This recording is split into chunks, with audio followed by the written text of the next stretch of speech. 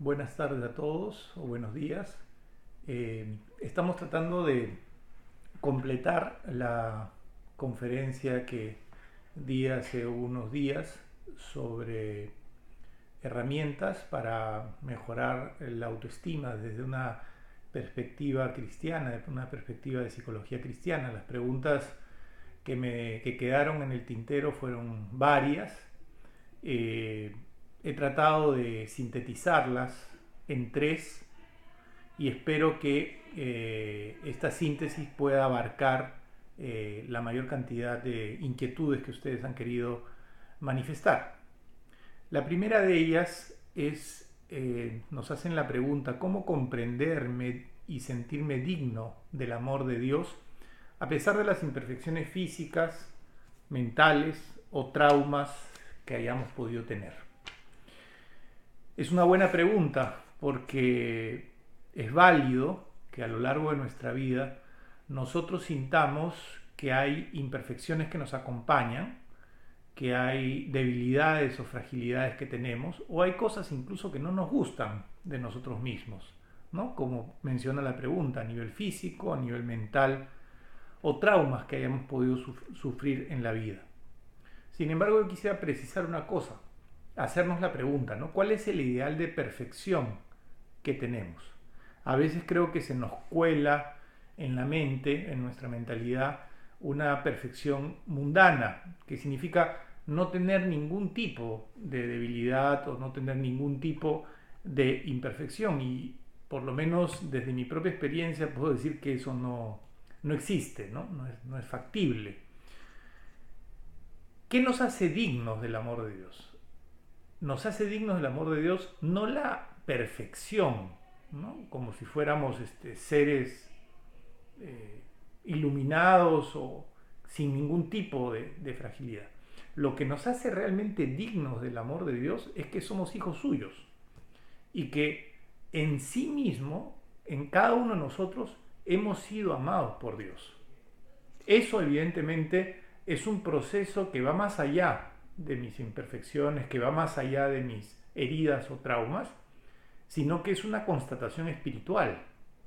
Espiritual en donde yo comprendo que Dios es el que me ha creado, el que me ha dado la vida y que en sí mismo, en mí mismo, yo tengo una dignidad que va más allá de las contingencias o de las coyunturas de mi propia vida.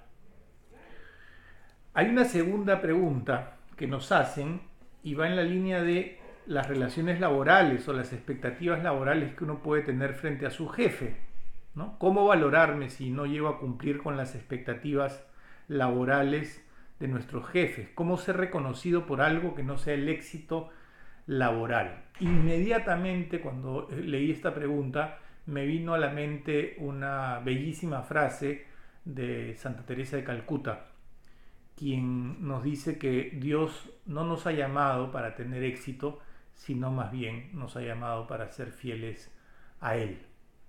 Y creo que ahí entramos, ya ponemos la pregunta en el contexto adecuado. El reconocimiento laboral es importante, el reconocimiento de lo que yo hago es importante. La autoestima muchas veces se alimenta cuando yo hago las cosas bien, cuando alcanzo logros. Y eso es importante, pero no puede convertirse en algo absoluto.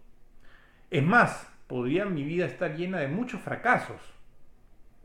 El mayor fracaso de nuestra fe es el fracaso de la cruz, ¿no? El fracaso de la cruz de Cristo, pero que sabemos que detrás de ese fracaso vino el triunfo de la resurrección. Entonces, muchas veces nosotros queremos construir nuestra vida de una manera exitosa como la que el mundo nos plantea, pero no necesariamente por ahí va la auténtica autoestima. La auténtica autoestima va en la línea de mi fidelidad a Dios, de mi fidelidad a mi fe, a mi vida cristiana y a lo que Dios quiere de mí. Y la última pregunta es una persona que es jubilada y que no sabe qué hacer con su vida. Ya no se siente, en sus propias palabras lo dice, necesitada ni en su trabajo ni en su familia. Es una excelente pregunta. Es una crisis normal de la vida cuando cambiamos de coyunturas. Haber trabajado durante 40 años en un puesto, haber desempeñado un rol en mi familia como padre, como madre, educadora de los hijos. En un momento los hijos se van de la casa, ¿no? Como que emprenden su propio vuelo, su propio camino. Llega el momento de la jubilación, entonces como que se juntaran varias cosas a la vez y como que el sentido de mi vida como que se decae o pierde, ¿no? O sea, se diluye porque ya no tengo esos contextos o esas coyunturas que antes eran importantes para mí. Es cierto que se va a sentir un vacío y es cierto que va a haber una desubicación y es normal. Pero de lo que se trata, desde la autoestima, desde el crecimiento y desarrollo de nuestra personalidad, es de encontrar un nuevo sentido. O quizás de repente mi sentido estaba demasiado enfocado en otras cosas no tan importantes. Y ahora es el momento de purificar el sentido y encontrar que el sentido auténtico de mi vida está en el amor, en la vivencia del amor, en la donación de mí mismo a los demás. No en qué tanto yo me siento necesitado de los otros, de mi trabajo, de mi familia, sino en qué tanto yo puedo seguir donándome.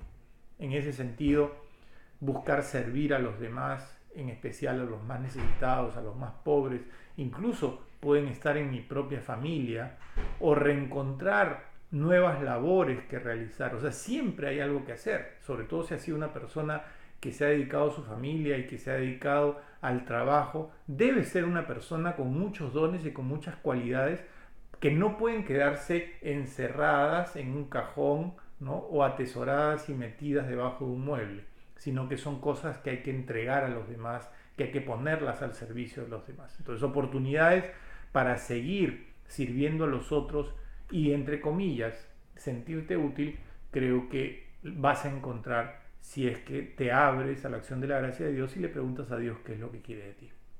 Espero que con estas respuestas haya podido yo abarcar la mayor cantidad de preguntas que ustedes me han hecho. Realmente ha sido una oportunidad muy interesante poder interactuar con ustedes. Espero que hayan sido satisfechas las expectativas de cada uno y les deseo lo mejor y espero que nos podamos encontrar en una próxima oportunidad. Muchas gracias y buen día.